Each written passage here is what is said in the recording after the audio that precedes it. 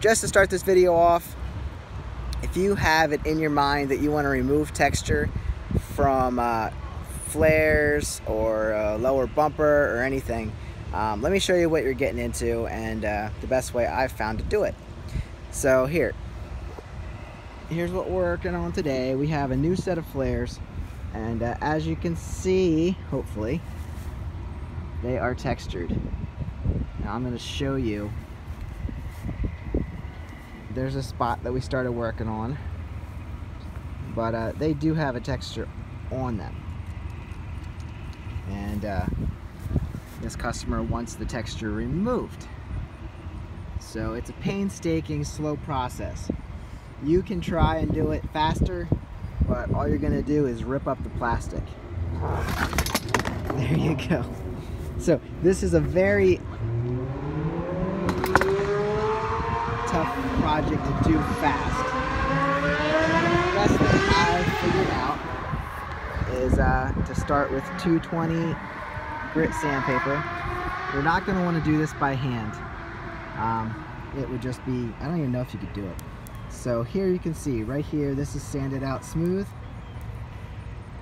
You're gonna want to do primer over this to take care of a lot of the sand lines. But if it's not cutting the way you think it should, get a new piece of sandpaper. So what I recommend, and this is just what I use, you don't have to do this, but I use my 5-inch palm sander. I'm not going to do a brand here, but DeWalt makes a good sander.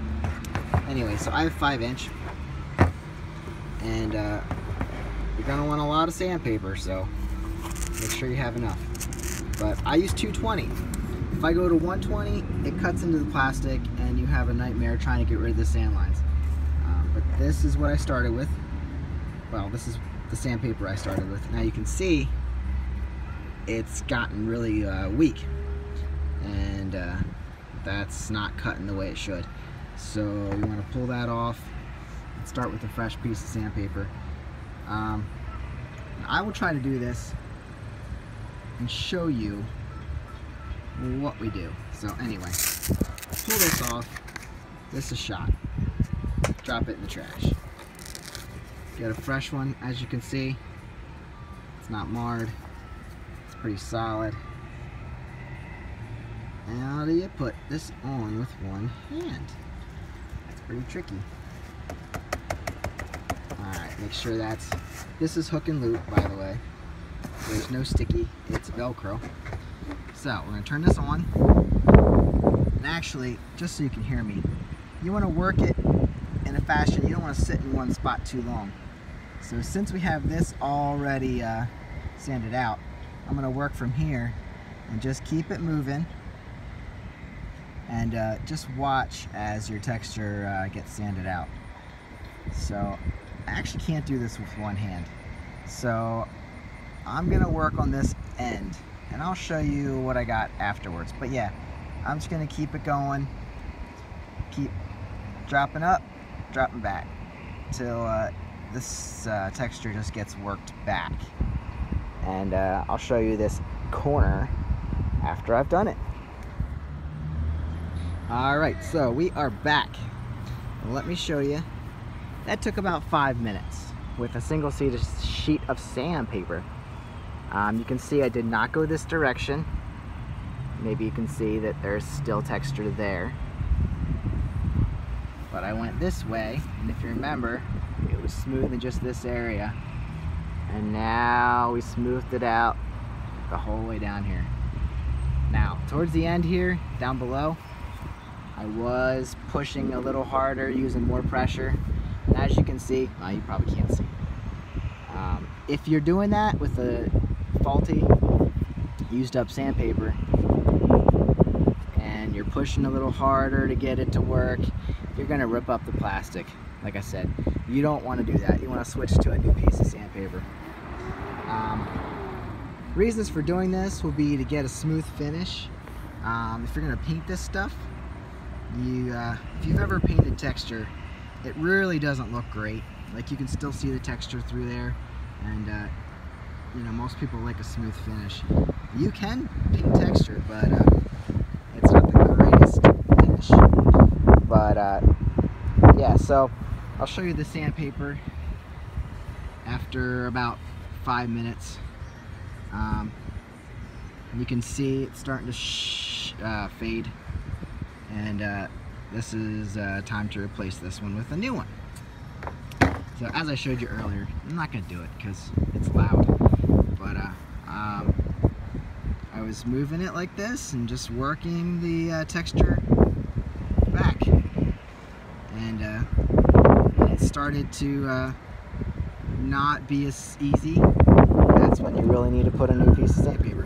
But yeah, just keep it moving. You don't want to sit in one place, because again, you'll start to cut up the plastic, and then you want to come back with, basically sand it out again.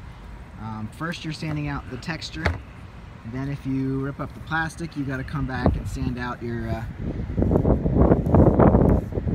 sanding marks.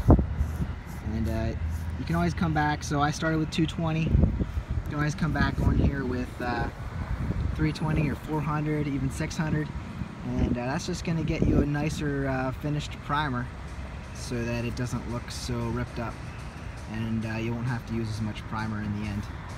So I will give you some tips here at the end, so that you can make your life easier, and I'll show you a finished product of when it's all painted up.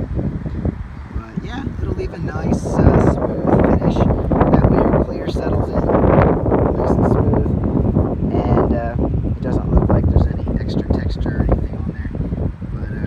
But like I said, sometimes your car mirrors will come textured. You can sand that stuff off, do the same process here. And getting into little crevices and stuff is not easy. You have to really use a sharp edge of the sandpaper to get in here. You can see maybe that edge is done, but getting in that little crease is not easy. So I'll have to do that with a very sharp new piece of sandpaper. But if you're doing a mirror or something, it's the same way. It's really tough, and you have to do some hand work.